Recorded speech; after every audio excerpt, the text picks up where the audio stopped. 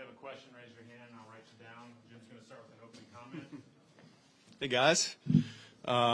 It's been a while. Signing day was the last time, so a little bit's happened since then. It's been a lot of fun. Went into the offseason with a couple of main objectives, and that was one to, retain the core of that college football playoff roster, and then just create as much competition, increase the competition in every room. And I feel like the staff's done a pretty good job of that. So really giving the coaches a lot of credit on the retention piece. To retain the players that we did, it's about the relationships. I think it speaks to the relational culture that we've built. It's not transactional around here. So just a lot of good things, really great vibe in the building. It was great. You just got to meet Coach Witten, Coach McCullough, and has Lamar been down here yet? And Lamar as well. Really excited about those guys. James Dobson in the weight room. So a lot of great changes going on. And with that, I'll open it up. Okay, we'll start on the right side. First row, Mason Young, Tulsa World.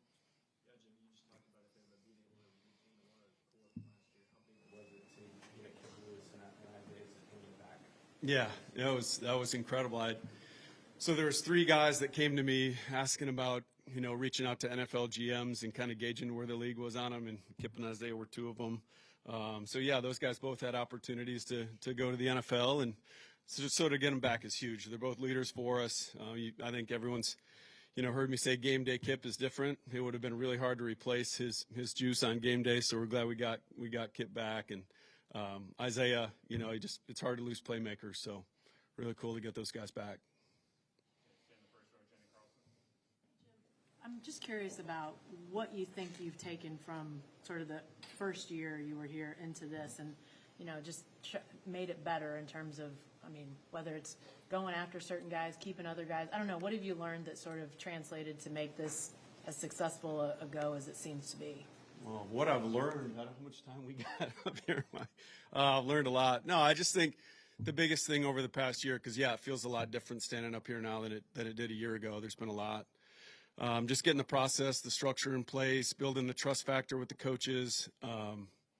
It's been a lot, but we're just in a totally different place right now than we were a year ago. So everything's a learning lesson. I was just left Brent's office and we were talking about some things, and just even going through the December portal for the first time, retaining the roster, we kind of had to massage that process a little bit, because I spoke to the team in late October before the Tennessee game. A lot of schools at that point were already talking to their players about coming back for 2026, and I told the guys, I'm like, you win these next 4, we're in the college football playoffs. So let's stay focused on the 25 goals. Some of these schools don't have, anything left to play for. So, but going through that process, if I would have known where some of the portal numbers ended up, going on the retention side, maybe we would have been able to keep a couple more players. But I thought, it's a constant learning process. It's every day. Yeah, Jim, you got so much resources to allocate for players. How important is it to know how much to spend on the guys on the market and the guys to retain? And is it purely economical, or is there an art to it? How would you? Yeah, Barry, I would say that's probably the biggest challenge right now in college football for someone in my position, is just there's no transparency across the landscape of what is being paid. So talking to friends in the NFL, if they want to go get a left tackle in free agency here, which I think I think we're coming up here on NFL free agency, but they know what they're going to pay, whether it's a solid starter, a Pro Bowl left tackle. They kind of know they're within a range. College football, the lack of transparency makes it difficult. So we do. We've got great resources, and part of our resources are our coaches and our players. I think a really cool illustration of that was Saturday night, Future Freaks weekend. I know I can't speak to much of that, Mike. But having our players, we had a dinner at a restaurant here in town, and the amount of our players and our best players and some of the guys that are going on to the NFL showed up at this dinner. They are our best recruiters. So, we've got a lot of resources in place. And, but in terms of how you allocate that, yes, back to your original question, there's at each position, we know what we want to spend. We have, a percentage allocated, but you can deviate for the right guy or to retain the right guy or go get the right guy. So, but we do try to stay within, kind of the guidelines we've put out for ourselves. You led off talking about Jason Witten. I just wanted to ask you about the tight end room you guys overhauled. Just what have you thought of that group so far and the guys you added? Yeah, I'd say the biggest thing with the portal and even the 26 guys, just big picture, is we feel like we have the right people. Again, workouts have been great. It's been really fun to watch those guys move around and compete and strain, and you see some of the makeup coming out in them. But until we get them out here on the practice field, you don't really know what we're going to get till we get the pads on. That's Christmas morning for our staff to see those guys with the pads on. But the tight end room is something we knew we needed to address. We want to run the ball better. So to get a Hayden Hansen and Rocky Beers and all the starts those guys bring, and Jack Van Dorseleer is a guy that's got a really high ceiling, played right away in the SEC. So that room really kind of flipped. So just excited to get them in pads. I mean, they're all a little different, but they're all big. They're all big guys. I mean, you'll see them when they're out on the practice field, but and they're leaders, and they're different. They're different guys, like personality-wise. The three guys are really different, but they're all invested. They're all really invested in this, and to have Coach Witten coaching them. It's exciting. It's exciting what we'll do. Well, I think we'll look different with those guys on the field this year.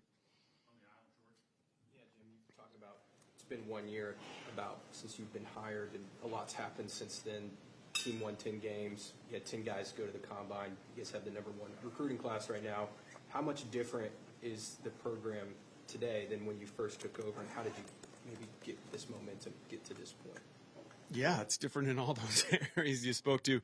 I think anytime you can win 10 games and go to a playoff, it helps recruiting. So those things work hand in hand. But yeah, I mean, the vibe in the building doesn't feel a lot different. I said that, a year ago, that coming in here, even on the interview day, like this building was in a good place. Coach Venables has done an unbelievable job of building the culture here along with the coaches. So I think our staff has just added to that. We've intentionally hired guys that aren't just tape watchers. I mean, these guys really help in the recruiting part of it too. I mean, if you're a parent and you get a call from Lake Dawson, I mean, Lake and I are parents ourselves, and he's got 3 grown ones. I'm close to being an empty nester myself, so we're really intentional that way. But yeah, it's certainly the results were different this past fall, and we're just so much further ahead in the recruiting. A year ago at this time we had 3 commits. Now we've got 19, and of those 3, only 1 ended up here. So there was a lot of massaging going on right now in terms of the board and who we were going after a year ago, and now we're all in this thing. We've been on these same players for a good amount of time now together with the coaches. So yeah, it's a lot different. Left side, Tom Green. Hey, Tom. Retaining Isaiah is huge, but that wide receiver room looks a lot different than it did a year ago. I guess, how would you describe your approach to reshaping that, both just in terms of the physical traits you may have targeted, and when it comes to guys like Trell and Parker, the proven production that they have in Power 4 leagues? Yeah, we've got some young guys in the room too that we're really excited about, but Parker and Trell are proven guys, and we needed to get some playmakers on the outside. A huge Deion Burks fan, but Deion's probably more of an inside player, but that was kind of Isaiah's spot. So, Parker's the guy that played a lot of football, 6 touchdowns as a redshirt freshman in the SEC, is really good production, unbelievable hands. I joke with him, I'm like, I don't know how much catch you played with your dad in the front yard as a kid, but like you put it anywhere around him, he's a really QB friendly guy. And then Trell is a guy that can play inside and outside, super explosive. He's 6 foot, 200 pounds, but he plays bigger than that, which we really like. He's good with the ball in his hands.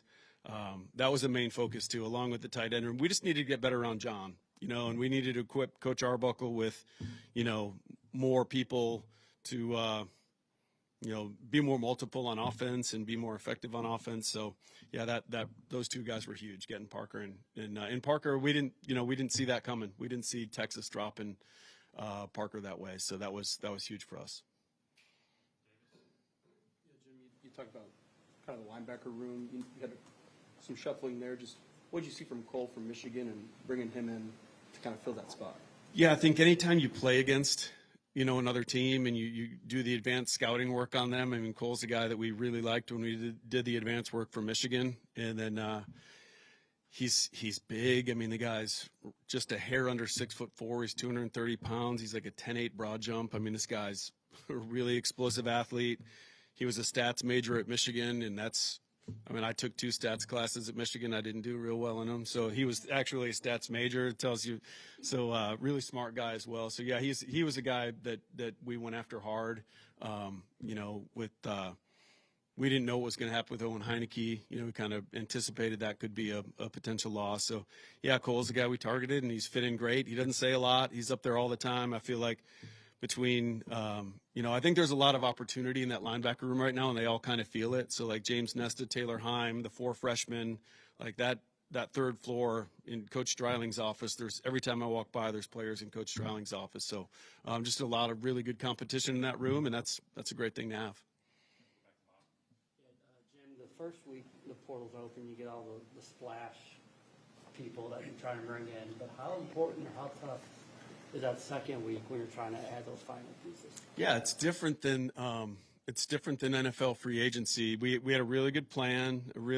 It was cool to like sit back after the weekend and how it all unfolded. I think we brought in 11 players the first weekend of the portal and signed 10 of them. So that speaks to, the plan. Charlie Parkinson did a great job on the college side and our staff getting all that lined up. But it's not like the NFL. Like in the NFL, you feel like if you're smart and you have the right approach, you can sit out the first week of free agency and get some good value. That was not the portal. It's kind of an inflationary market. The longer you sit out, the more the prices go up for guys that are lesser players. So that was I thought that's how it would play out, but that was a good, learning lesson as well. But no, we really got aggressive for the guys we think could come in and play and fill a role right away. And then we filled in with guys, second week that will fill roles and competitive guys, and we really like them as players. But the guys we went after right out of the chutes, we expect to get a lot from. Well, maybe you bonded with Roger Denny already and his vision for athletics. Roger, you want to come up here? No, Roger, we're all fired up about getting Roger here. It was really unique after the hire, how many people, just my phone is blowing up with people in Illinois. And then I think at his press conference, they boarded a plane of 12 people to come down. I've never seen that. There was no one at the Senior Bowl coming from my press conference, but so no, we're all really excited about Roger. We got a little bit of time at a donor event out in Palm Desert and spent some time out there and just to get aligned. And I know he's going to be fully supportive. And they were doing some really cool things, with some other. Won't get into it too much, but they were doing some really cool things at Illinois football that we're not doing here. I've kind of been a goal of mine to maybe get to that point. And now that he's already coming from a place where they're doing some of that stuff, I'm excited about. So yeah, fired up. Operationally, how is the relationship with you and Brent now after having gone through that whole thing for the past year? You mean like process wise? Yeah, it's been awesome. I stood up here at the first press conference and I said, we're going to be on the same page. We have to be. I just left his office and we talked through that again. Like we have to be in full alignment. Our relationship is the most important one in the building. So we have to be aligned. And I think this past weekend shows we're moving in a really good direction. We will never bring a player into this program that coach doesn't want. We're going to attack guys that Coach Venables and I have a shared vision on, and when he's got full conviction on a guy, we're going to go get him for him. So, it's been great. Part of recruiting is sales. I'm not a great salesman, but that's part of the reason I took the job. I believe in Brent, and I told that to the recruits and their families this weekend. That's the reason I'm here. I was in a job. I liked my former job. I wasn't looking to get out of that job, but to come here with a guy like that I believe we can win national championships with, that's what it's all about. So no, we're in a great spot. The building's in a great spot. There's just a great vibe right now. So again, coming off Saturday, there's a lot of really good momentum. So you're catching us at a good time. But everything's really positive right now. Right here to my left, Kerry Murdoch. Hey Jim, what gets lost, I think, with people talking about NIL, but obviously the ultimate goal for players is to get to the NFL. As a front office, is there an advantage that you have as a program, being involved, with the Senior Bowl, being able to advise guys on how to handle things post-college career? Yeah, I hope so.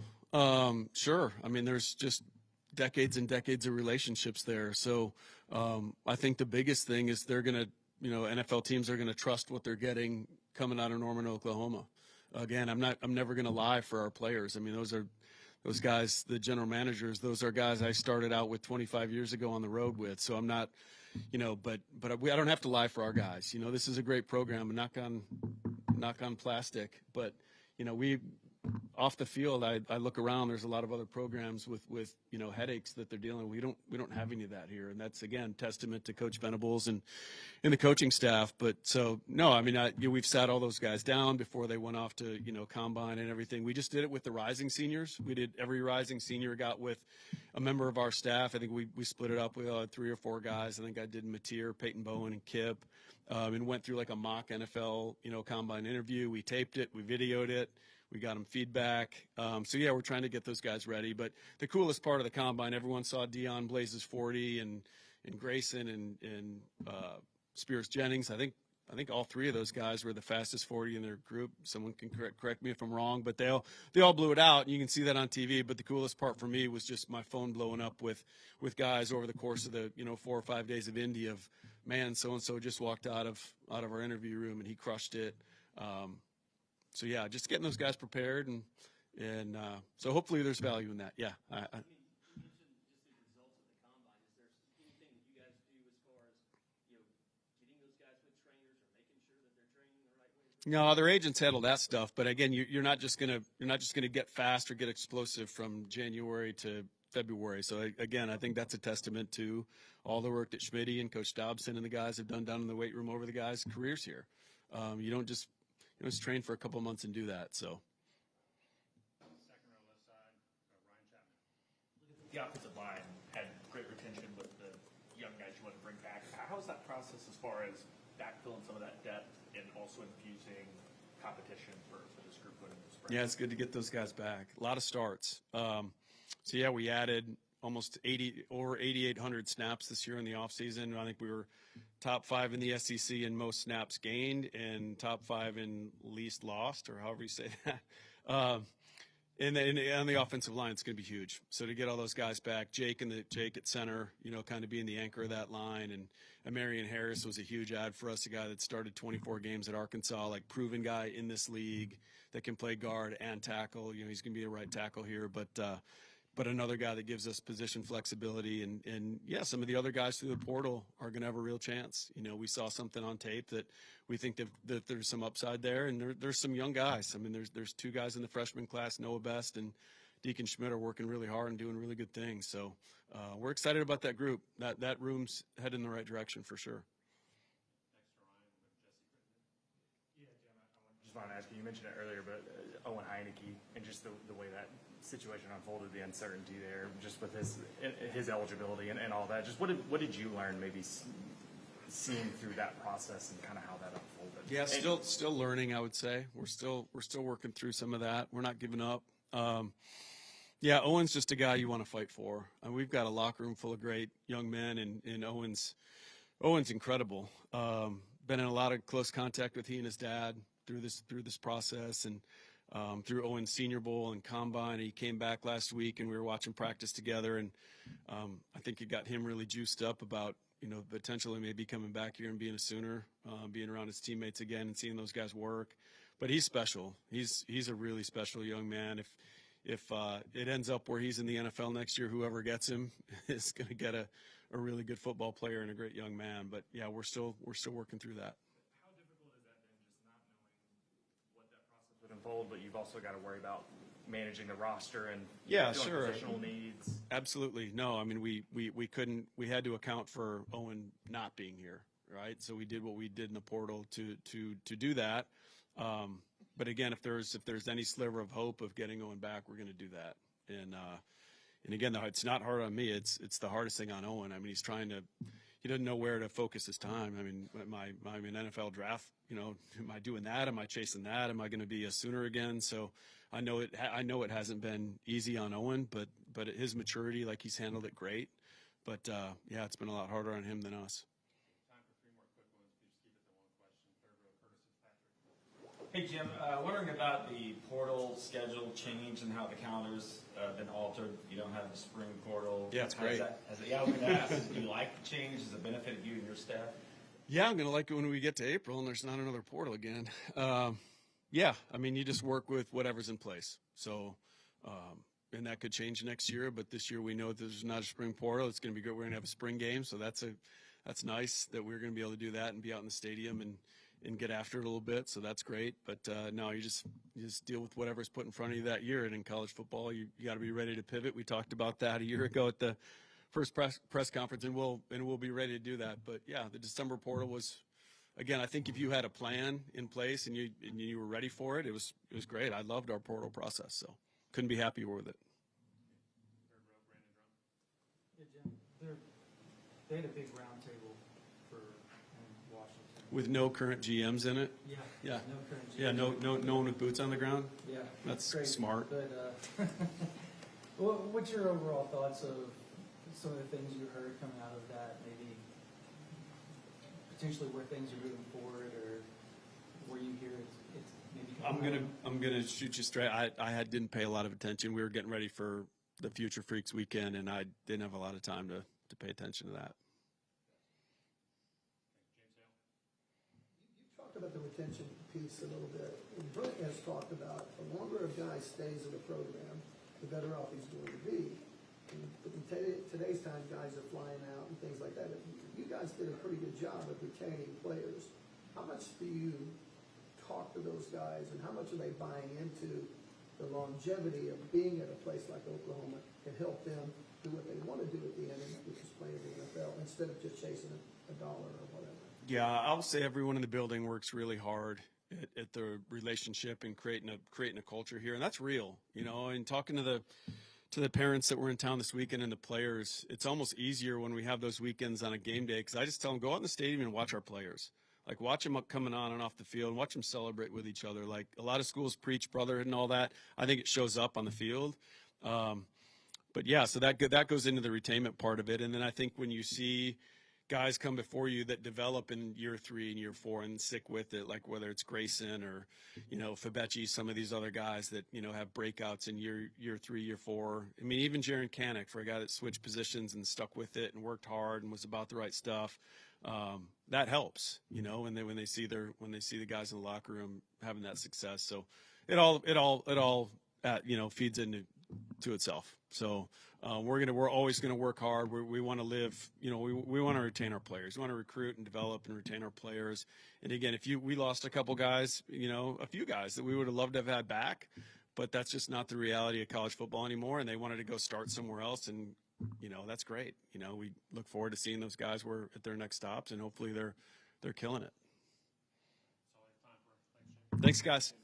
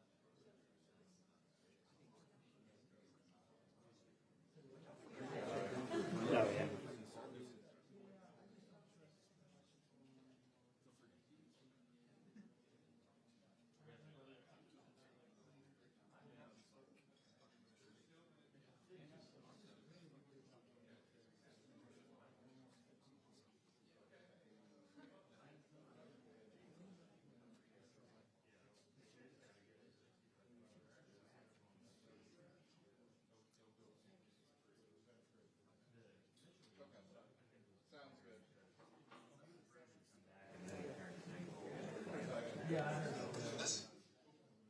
What about Jada?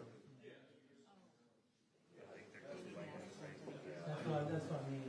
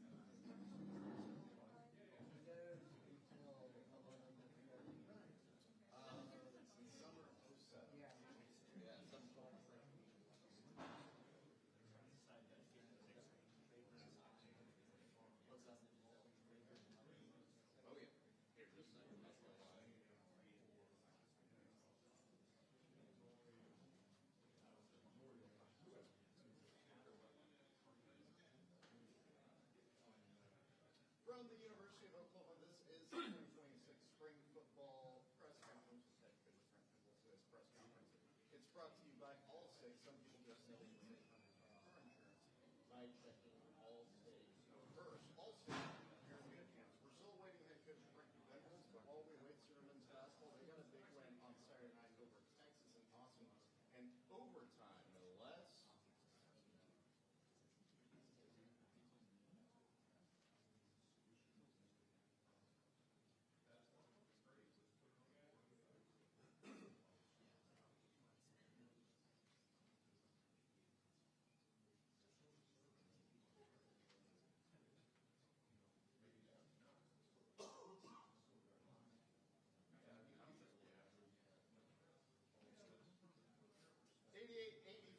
That was the final in the overtime thriller Saturday night. The Sooners, they now head to Nashville for the men's basketball SEC Conference tournament, winning 4 straight and 6 of their last 8. They'll face South Carolina in the final game of the night on Wednesday. While we still wait for head coach Brent Venables, let's go ahead and hear from head coach Corey Moser after that thrilling 88-85 win in Austin.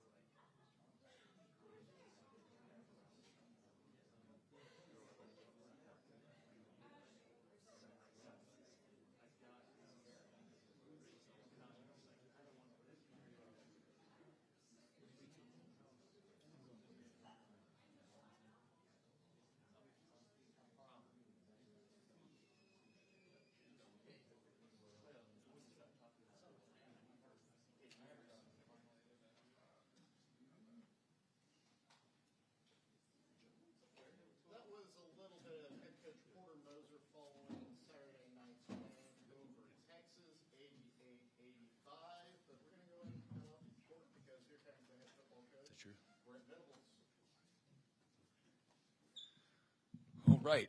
Good morning. Good to see everybody. Even you. I'm just kidding. Now, a lot of excitement, enthusiasm, momentum kind of coming off of last year and 7+ weeks of training with our players, building the team, and certainly that's an ongoing process. A lot to be excited about, and with new players, new coaches, and again, just a new opportunity for this year's football team, and to build, be better, learn from the past. This will be the next several months, obviously, foundationally, what our season's going to be all about. We challenge our players look back on the last several weeks, the last couple of months, and the next several months here in front of us right now to decide what type of a season that we're going to have. And I want our guys to show up every day, incredibly intentional about fighting for the season that they desire. And that's what I've been able to see with again, it's a small sample size, a group of players that, again, really competitive. They care about the quality of their work. They care about building relationships, buying into our culture. Certainly that was sold in the recruiting process with the 40 new guys that are a part of this year's team. But I don't ever take that for granted either, with the returning players. You got to start completely over from the ground up and build it, like everybody's new, because at the end of the day, they are with this year's football team. So that's really been the focus over the last, again, several weeks. We've been spending a couple of days a week with speed school and working on, becoming a faster football team at every position, be more explosive, our ability to accelerate and decelerate, in this modern day age of training and the sports science that goes, along with that. Really important that we're very conscious in how we train our guys, and decelerating is every bit as important as it's ever been. So we've made tremendous strides in the weight room with our guys. Just kind of combing through, our roster and from Coach Dobson and their staff. Just been doing all the testing here the end of last week, the beginning of this week, finishing up our 8th week of training to see where we're at. I think it's always good to be able to quantify the hard work through gains in the weight room. And several of the transfers made really good gains, but you really see it, with all the 17, 18-year-old freshmen, the gains that they've been able to make. Tremendous gains in our squat, our bench, our hang cleans, things of that nature, our speed, those types of things. We spent the other 2 days of the week doing all the mat drills, the stuff that really kind of challenges your manhood when it comes to the sport and being a football player, and the capacity that you can compete with. And I love that part of our out of season program, and it's been maybe the cleanest that it's ever been in the 4 years. This has been the less correction and the less motivating, and we're going to coach them hard and motivate them, inspire them, and hold them to incredibly high standards, but less guys bent over and needing a trash can and things of that nature, just this time of the year. And I've seen it a lot over the last several decades, and this has been a really clean out-of-season program. So I'm really excited about that, seeing our guys show up every day and compete at a really high level, tremendous capacity. The competition that we've been able to have several days a week as well. A lot of guys can find out a lot about themselves through that process, and then again, I think you develop a lot of confidence, leadership, accountability. You can't hide. You just can't blend in. When you get called to the middle of the ring, man, you got to show up and show your teammates what it's all about. That you understand from a competitive character standpoint what we're expecting, and you nurture that and you develop that. But that's been a lot of fun to watch that process as well. Really excited about the new coaches. I know I talked about them a few days ago, and I'm sure you'll have a few questions, and glad they had an opportunity to get in front of you. But 3 fantastic coaches that we've been able to bring in to our football team, and the football knowledge, their ability to teach, their ability to motivate, their ability to inspire, their ability to develop toughness and relationships, recruiting acumen, being great teammates, and on the 3rd floor in the hallways there's, as I said, I went into it with the mindset I'm not going to compromise in any space when it comes to the things that we're talking about, that I just spoke about, and really I feel like that we hit a home run in all those areas with each of the of the coaches that we brought in. So really excited about them. They all have their own way of doing things, but they got great juice and energy, and the players, and that was kind of my number one focus, is making sure I brought somebody that could be there for the players. They're going to help our players be better players, obviously better, just the X's and the O's, teaching them the game, not just teaching them what to do, but teaching them the game of football, being great teachers in that regard, being very detailed, being able to show the players have, a sense of credibility when it comes to the buy-in that they need to have in that meeting room and on the practice field every day, where the players knew without question that these are guys that are going to help make me better. And if I just buy in, put my head down, put the work in, be coachable, be willing to be strained and taken to places I can't take myself, then I'm going to become a better football player. And so I know that that's going to take place as well. I'm proud of our coaches. They've worked relentlessly the last, several months. Our entire staff are full-time, and our off-the-field coaches. We've been doing a lot of self-scout, looking at ourselves with the right lens. And, defensively, I think we were number one in the SEC in 17 categories, but I don't think any of our coaches or players that have been through the meetings, they see it like that. I think we've done a good job of showing them all the warts, the areas where we have to improve. Looked really hard at the 3 losses that we had during the season and pulled the curtain back. And where did we lose it? Where could we be better? Is that them? Is that us? And just really, even when we had success, looking, okay, we got the sack against Bama in the playoff game, but, man, we had a free hit on this ball. And they end up scoring on that drive that we didn't get the ball out. It was a 1st and 10 sack, and we end up giving up a 4th and 2, conversion for a touchdown. And so that's what our players have seen and what they've heard over the last several months on defense. And then offensively, we improved in 24 categories from where we were a year ago, and none of that's good enough. We understand that. I want to recognize the improvement that was made, as incremental as it was, but also understand where our standard is and where we need to get better. And so we've got a great focal point on the things that we need to do in those 2 phases, and certainly the kicking game, for all that was good. It was excellent through, a body of work through the season, and going into our final game being the top special teams efficiency unit in college football until we weren't. And the playoffs, we had, between penalties and just the turnovers that we had, and not kicking field goals great, and had bad punts at the wrong time. It was just a tough night for us on special teams. So a lot that was learned. We've kind of, again, as I told those guys in the special teams unit, which, again, every unit on our football team is a part of a special teams unit. And as I told those guys, you don't just it's not just a special teams play and you kind of have your own team over there. Everything you do bleeds over into every other part of our football team, complementary football, or vice versa, the field position game, which is, as big of a impact that the special teams units have, is just controlling the field position and flipping the field position and things of that nature. And so we had a tough night, but we've done a really good job through our team meetings and unit meetings of really finding, there's always a story behind all of it, and why that, has put us in a tough position, or how we can be better. And but offensively, obviously, and as a football team, we got to be much better in the turnover ratio. I think that kind of goes without saying. Indiana was close to plus 20. They won the national championship, and we were -3 on the season, so it kind of goes without saying. And we know that turning the ball over and being on the right side of the turnovers is the number one predictor of success and winning in football.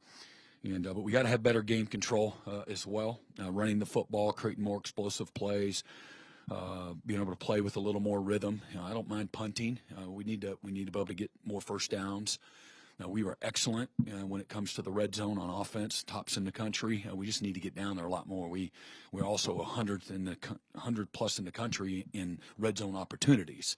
And but when we got down there, we were terrific. And so we got to find better ways in moments where we can be more cohesive and stay in rhythm. Offensively, we were really good, getting up to about close to the 50, but from the 50 to that 30, man, that's some of our worst ball, offensively. And so And there's plenty of other areas that we got to improve, and we got a really good plan of attack on how we're going to make the improvement that we need to, as we've taken a really good hard look at ourselves. I say this a lot, but knowing yourself is the beginning of all wisdom, and you got to see yourself for not in the statistical areas, although that can point to some potential areas of concern, but really. Again, where are you weak? Where are you vulnerable? Where do you need to grow? Where do you need to improve? What's the next thing? As you move your units, your positions, our program, how we move it, forward, we move it together is really important. So that's what we've been doing. Certainly there's a recruiting component. I know Jim was up here a little bit ago, and, I know that the coaches, in some ways, there's more efficiency to their day-to-day lifestyle, but I don't know that they're doing any less recruiting than they've ever done. And it takes everybody in the building to be successful. And, if I'm, happy with anything, it's, the cohesiveness that we've been able to work through over the last several months, and certainly coming off, the mid-years with high school players coming in, and the portal players that we signed as well. That's the most recent, and then obviously moving forward, recruiting never stops. We're on to the 27 class as well, finishing our one and only junior day with great success as well. It takes everybody, the staff, the recruiting office staff, they do a really good job of, taking a 10,000-foot lens and making sure that we're not looking at bad players. In the past, our support staff are guys that went and did a lot of that work. Our coaches, they're incredibly invested every step of the way. So they're still going to look at mostly the same amount of guys, but most importantly, man, they've got to develop unbreakable, bonds, with the players that we're recruiting and the families and the trust. You got to build the trust, and you can't do that overnight. It takes a lot of, focus and a lot of work and a lot of time, and to build those trusting, relationships. You got to create a vision for the future for the players. They want to know what's the plan from a development standpoint. That might be the number one decision maker for a recruit.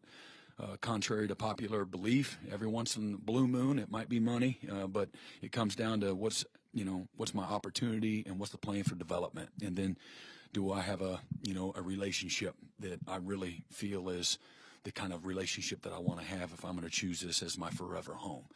And so coaches, they've done a fantastic job, as well as Jim and their staff. It's been a lot of fun, building this, the right way. Molly showed up here as well. I know there was a press release in regards to Molly Jacobs, and she's done a fantastic job, and all of our support people. For the spring, got 106 players that'll be here for the spring. I'm going to give you just some nuggets, and some of this you might already have, but I bet a lot of it you don't. Returning defensive production. If I peeled it all back, what's coming back on defense? We got about 50% of our production that we had last year, and 50% of the tackles, 45% of the TFLs, 52% of the sacks, 80% of the interceptions, 60% of the PBUs, 50% of the quarterback hurries. And I hadn't seen these until yesterday, but I knew we had a little more experience coming back on offense, and I think we have 7 starters coming back if you counted David and Jaden as starters, although, I think David started the least amount out of those 4 DTs, but I'll count him as a starter. 7 on offense, 7 on defense, and we've got all 3 of our starters back in the kicking game with our punter and our kicker and the snapper. But returning offensive production, we got 90% of our rushing yards. We didn't have many rushing yards, but we had 90% of them coming back. 9% of our rushing touchdowns, 95% of our passing yards, just under 50% of our receiving yards, 50% of our receiving touchdowns. And then the special teams, 100% of all of our production and our special teams return game. Our returning players-wise, we have 66 guys returning from last year's football team, 20 on offense, 31 on D, and 7 in the special teams. And 250 career games started, 143 on offense and 107 on defense. Now, that's including transfers in the games that they started as well. And then, and again, 40 newcomers, 22 freshmen, 10 on offense, 11 on defense, 1 special teams, 18 transfers, 13 on offense, 5 on defense. And again, 144 career games started, 122 on O, 22 on D as far as the newcomers. Okay, thought that would be appropriate to kind of get through some of the wordiness of that. And again, on D, I'm gonna break it down another layer, and then I'll open it up for questions. So defensively, we've got 40 starts coming back on our front, and a year ago, I think on defense, you know, what is some of the secret sauce to our success a year ago? And I said it going into last year. I really liked that. I thought our 2s were closer to our 1s. And this year there's going to be a bigger gap, and just on the surface.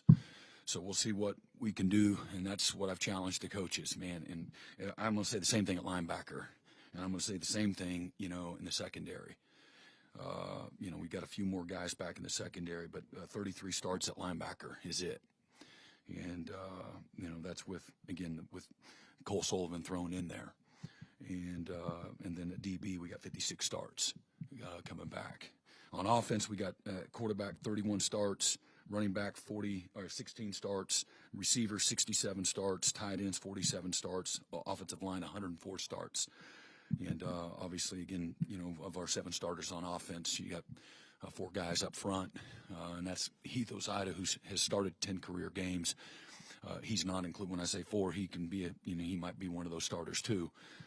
But that's assuming, you know, that you got Jake and you got Ryan and you got Mike and you got Eddie, and then you got Heath in there as guys coming back, and then Amarian Harris, you know, from Arkansas is not included in what I'm talking about there. But and then so as you see, you look and compare apples to apples there. Got a little more experience coming back on offense, but the challenge for it's even on the offensive side. I mean, you take the bottom of both sides of the ball, and how quickly can we raise that floor? I think that's going to be ultimately what defines this football team, and I'm anxious to see that. You know, how fast can we bridge that gap? How quickly can we get these guys to play closer to a 1, even if they don't become ultimately a 1? How quickly can we get our 2s to play more like 1s? A lot of times the 1s just kind of take care of themselves, and I never take that for granted either, you know. But PJ's never started a game, and you know, he had to have off-season foot surgery from, you know, just last year, wear and tear, and I use him, and I'll talk probably next week more about injuries and things like that, but we've got several of them that are just off-season, you know, post-season surgeries, even some of the new guys coming in that we knew as we signed them that there's going to be a little nicks and knacks. This is the time of the year to get healthy, and so we're going to do that. But, you know, but PJ's played in 36 career games, but he's never started a college game. He's in a contract year. Now, I say contract years only in talking about guys this is their last year of college. And, yeah, it's contract year, no doubt for everybody. But when I talk about that, I'm talking solely about guys that are, you know, the NFL sitting in front of them next year, and potentially if they're good enough. And so that's my biggest, you know, area of on the football team. I worry about all of it, but I see, you know, that I got to have a little more. There's a little more uncertainty when it comes to really our front 7 in particular. You know, I really like the guys that are returning. They're the guys that we retained at every position on both sides of the ball. That kind of goes without saying, but you know, my concern is our secret sauce was the competitive depth that we had, and there's a lot to be proved. A lot of competition is going to take place, and we're just going to end up starting the season with, you know, a few more guys a little more green, but, you know, obviously we're going to feel good about them. So with that, I'll open it up for questions.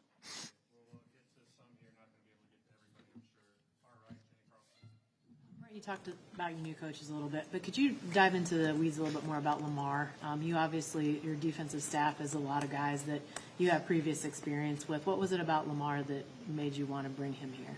Yeah, I really like his background, where he's been, the coaches that he's been a part of, staffs that he's been a part of. I like his story. He's got a great story on how he's gotten to where he's at. He's had to do it at different levels of football. You know, the guys that he's recruited, the guys he's developed, certainly play a part in all of it. The schemes that he's been a part of, that from an exposure standpoint, to be able to marry with our scheme, the things that he'll be able to bring to the table, and then being a coordinator was something that I thought he's going to give him a lens that's going to be a benefit to the players that he coaches. He's going to have an understanding of how the front end and the back end tie together, and the complexity, you know, some of the decisions that we make, why we do that. I think there will be a less of a learning curve in that regard. And being a tenacious recruiter, being a great human, he's a guy that he's got, there's just lots of other reasons that you get excited about, and this is down the list, but a guy that's had, 3 degrees, got his master's of business, and I think that starts to kind of peel layers back that are important to me, that this is a guy that's not taking shortcuts. This is a guy that, man, has some substance to him.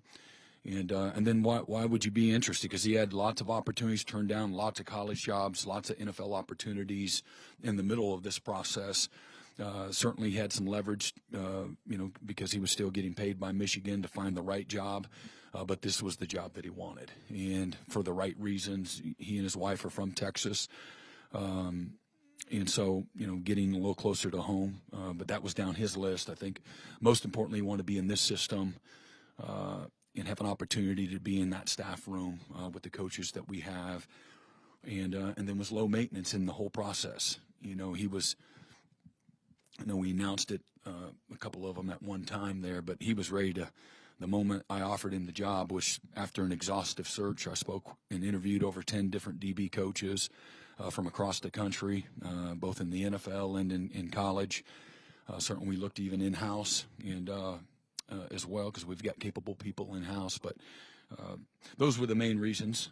With Lamar, he's been fantastic with our guys up to this point.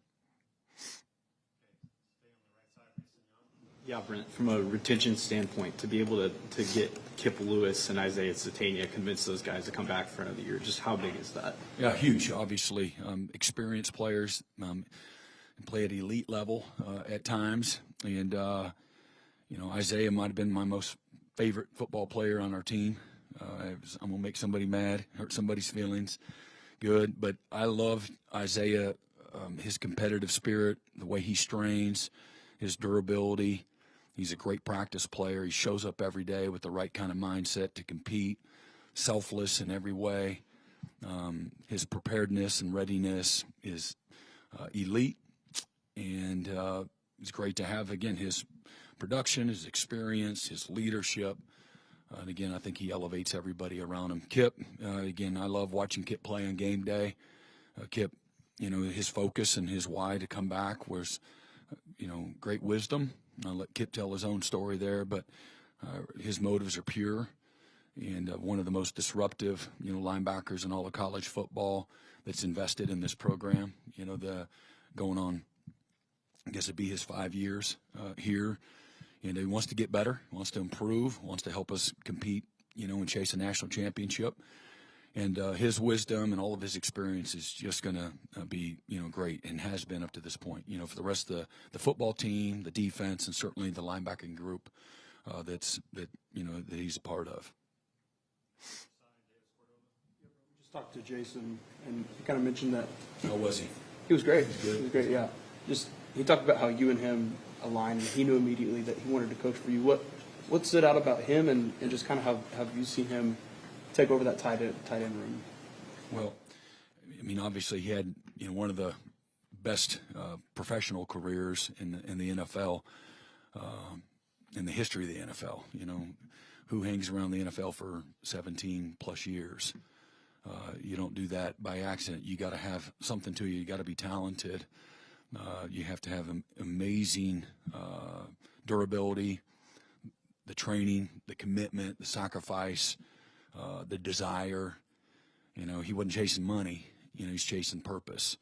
And then for people to want to keep him and to have the continuity, with the Cowboys that he did, he speaks volumes for who he is in that locker room when nobody else is watching.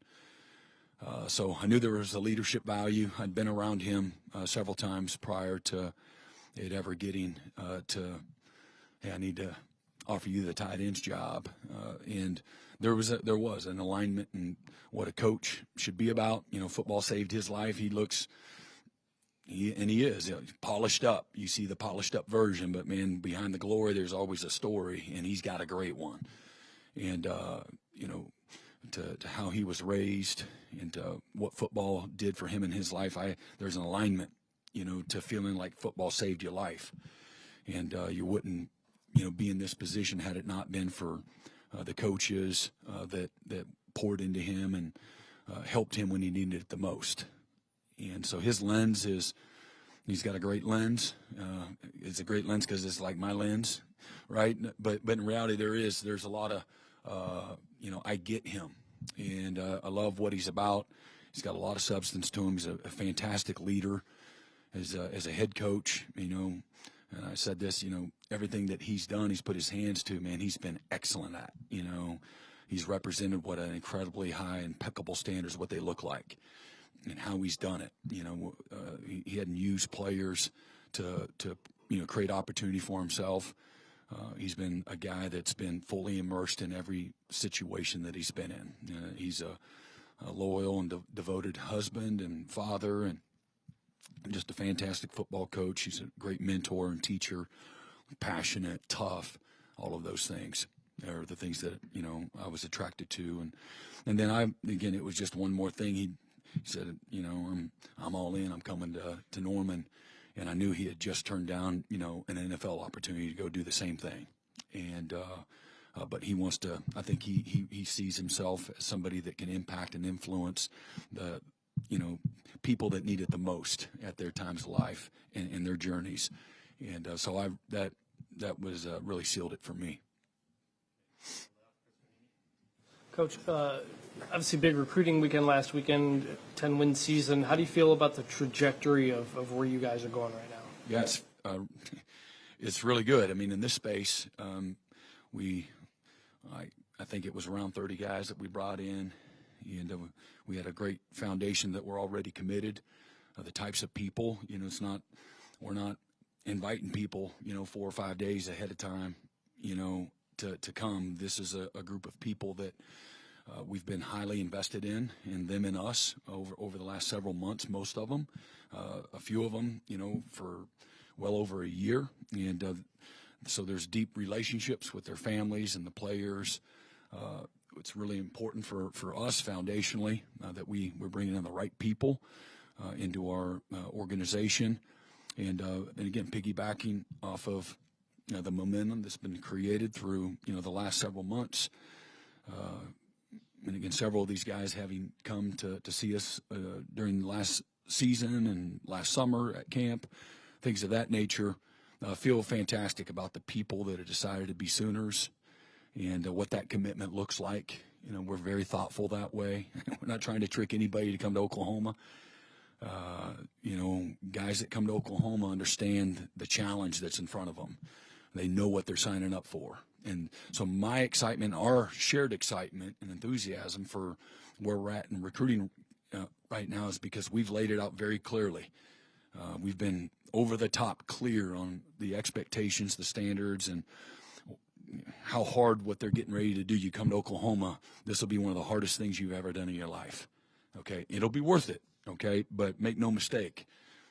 We're not going to cut any corners. You're going to go to class. You're going to turn your assignments in. You're going to be at your tutorials, or you're not playing. Okay, this is about graduation. This is about development. This is about opportunity. This is about winning. This is about the brotherhood. And when we make this decision, it's a forever decision. It's a generational decision, and I want there to be an alignment with that. The things happen down the road, yeah.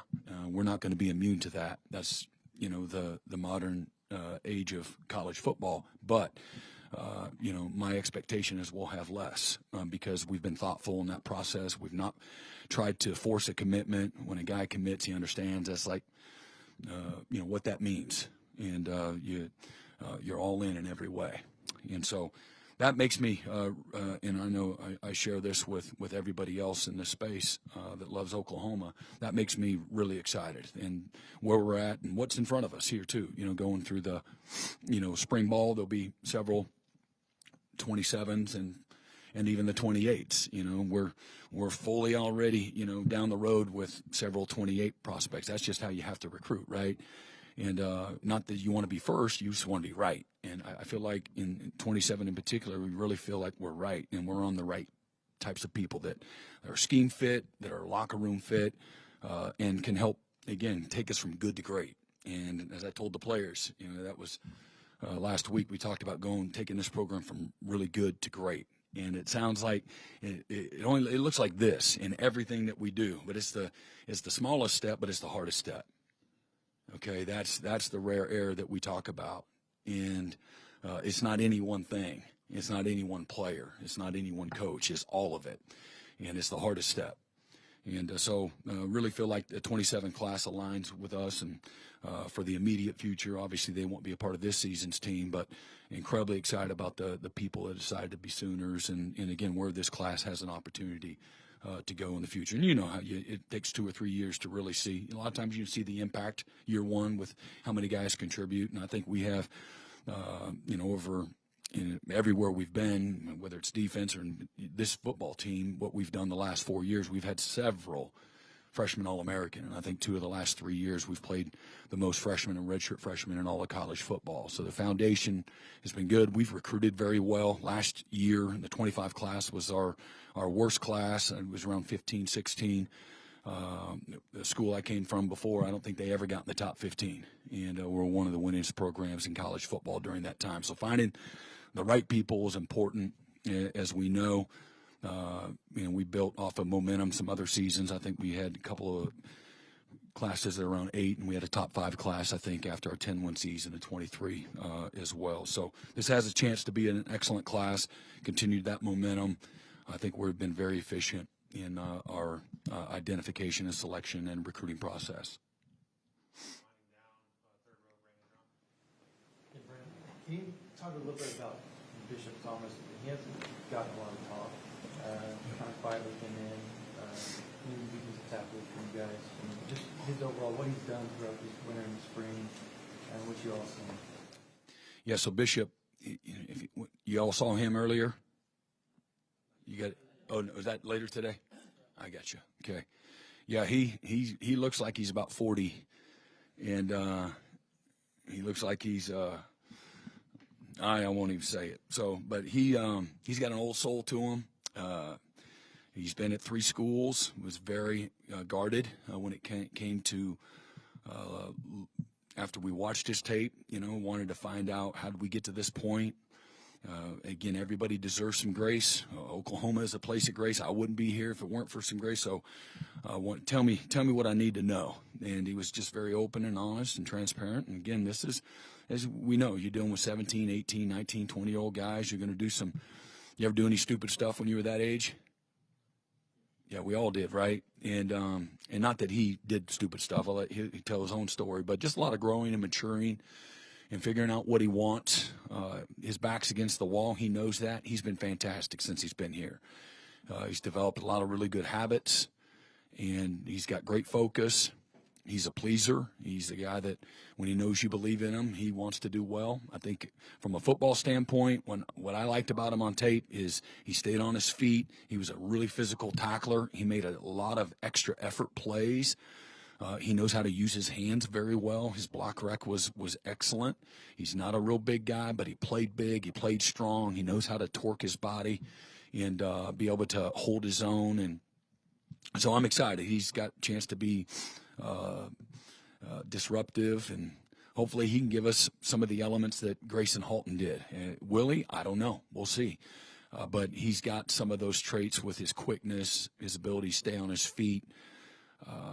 And he's a 285, 290-pound guy he's gotten to the front of the line. He's pushed himself. I've really enjoyed watching him strain. He's worked harder than he's ever worked in his college career. That'll be part of his testimony. Yeah, Brent.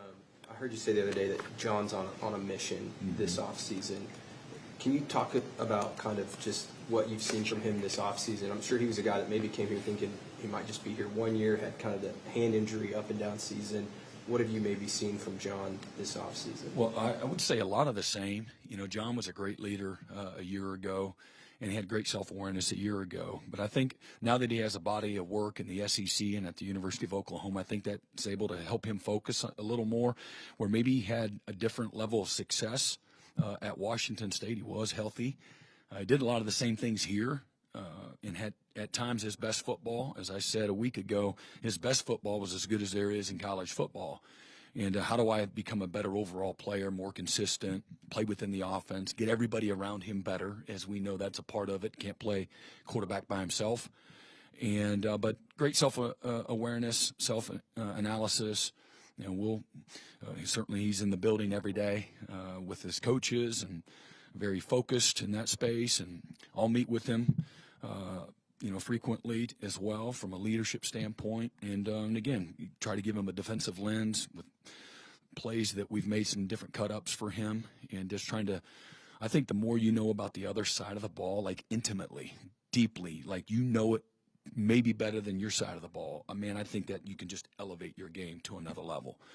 And as you know, the best quarterbacks, they play with a level of anticipation, and he's been good, and we're trying to be great in that space, and that's his focus, is taking the good parts of his game and taking himself to you know, a great place. And then all the while, man, he's the Pied Piper. He's a great leader. He's not as you guys know, he's not a rah-rah, but he's a passionate and an enthusiastic guy too. But he's never been an over-the-top, you know, fake kind of guy. And you can't fabricate, you know, just being genuine and authentic. And so he's very relational with the guys. He cares about, you know, the freshman walk-on guy as much as he does, you know, the new right tackle. And that's some of the qualities that John has that make him, you know, very endearing to, you know, everybody in the building. But more than anything, I think he's probably, how do I manage this heavy weight? Although I try to carry it all by myself, I don't necessarily need to. You have to carry some, and it's a lot. When you're the quarterback at the University of Oklahoma, he recognizes that. And but give yourself, you know, some grace. Attack the things. Be honest with yourself too. Have the truthful conversations with yourself.